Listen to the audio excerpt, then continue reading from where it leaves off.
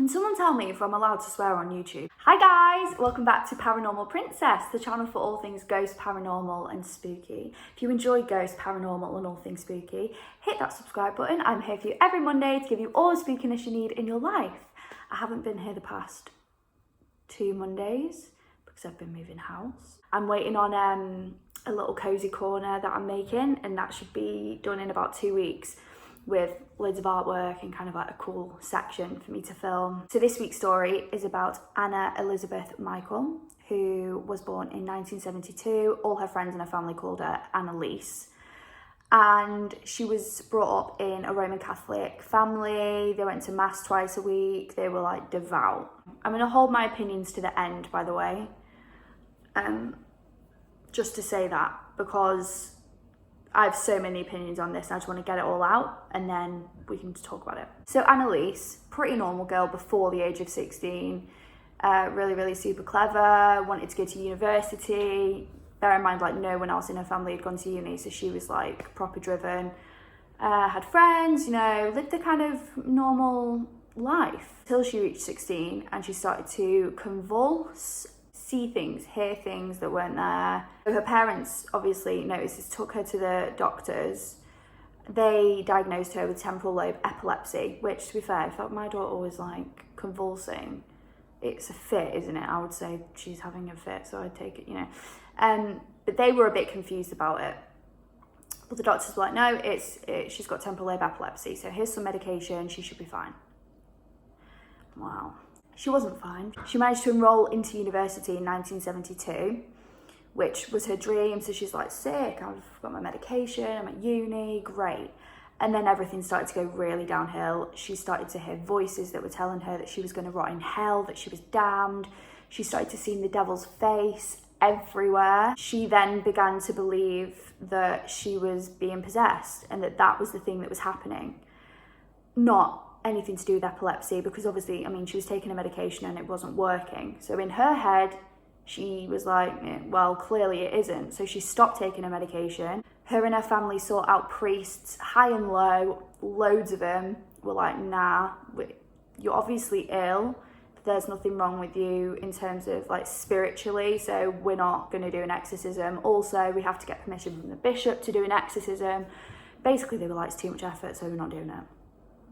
After that, they obviously had to continue. As she got worse, she obsessively started to do 400 squats a day, which, I mean, I'm going to hold my opinions till the end, but she did that.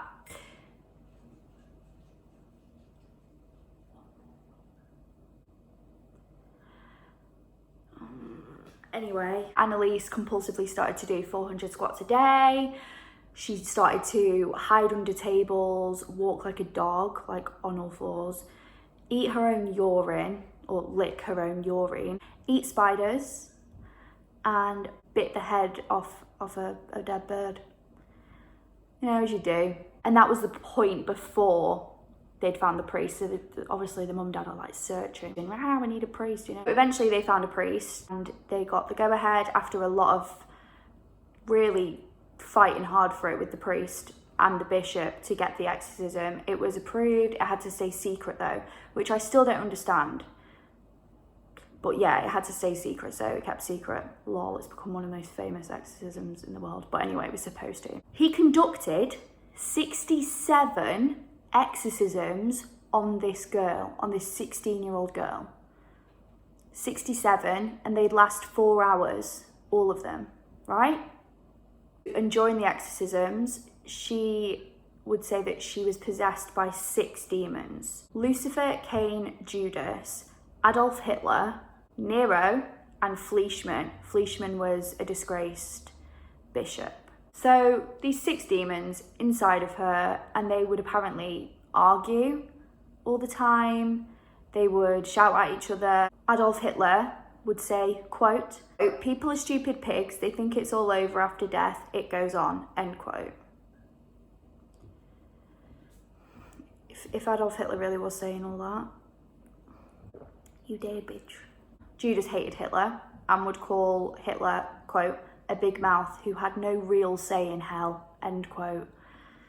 So they would just bitch on each other all the time. They would argue, there'd be growls, there'd be hisses, she'd be throwing herself around. I'm going to insert audio here and you can listen to it yourself.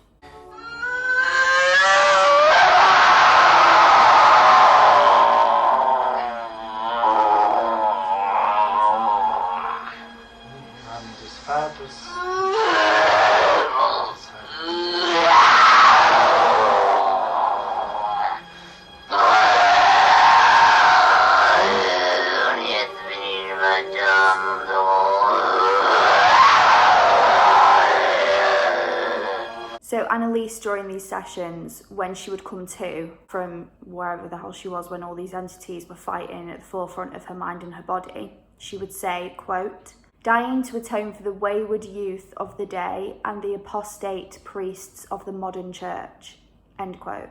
She was like Jesus, who died for us, apparently. I don't really believe in that.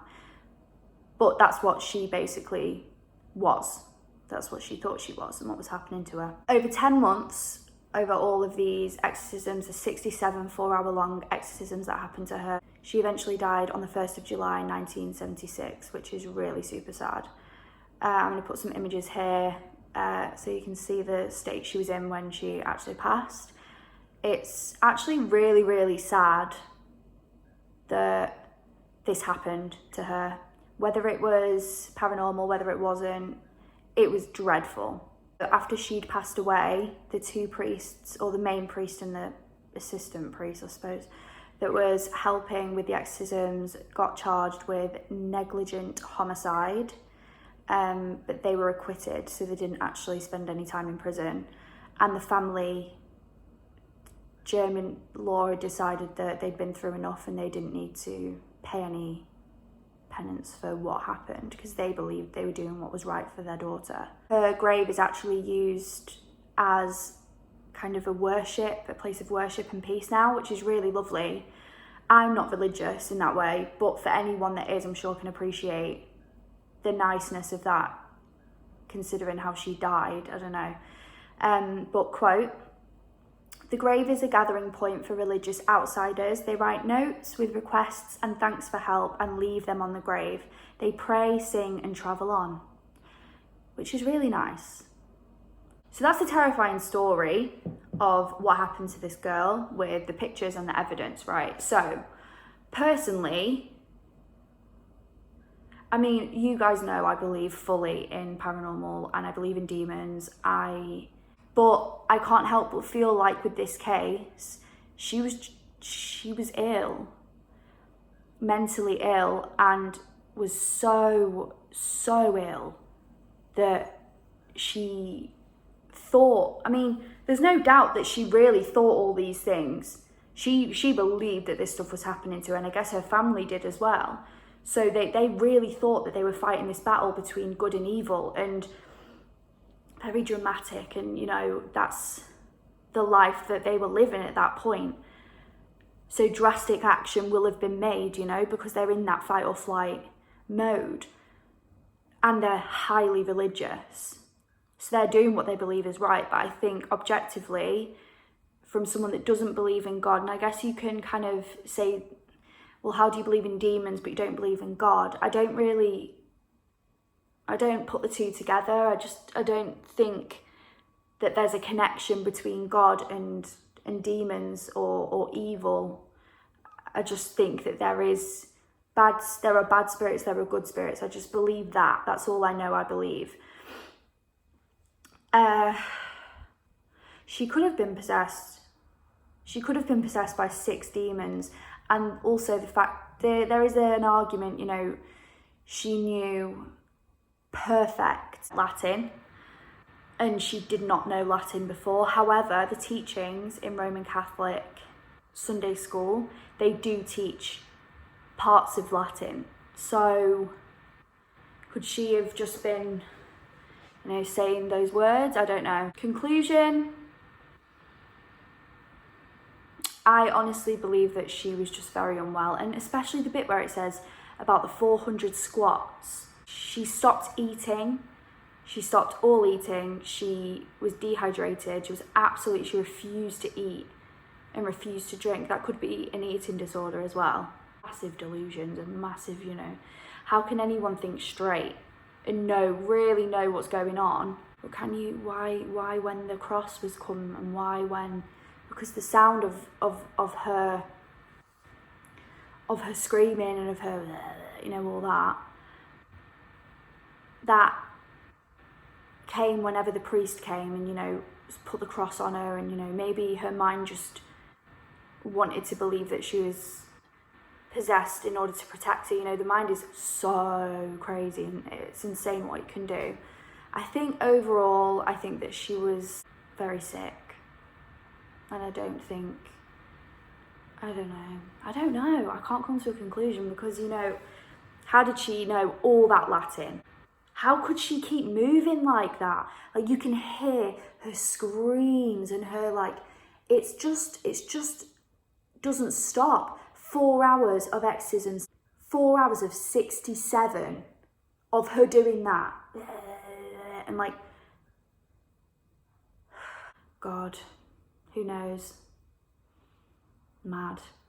So let me know what you guys think about this case down below, because I find it really interesting. If you're religious, what's your view on it? What's your view of, you know, demons and God? Do you have to believe in both?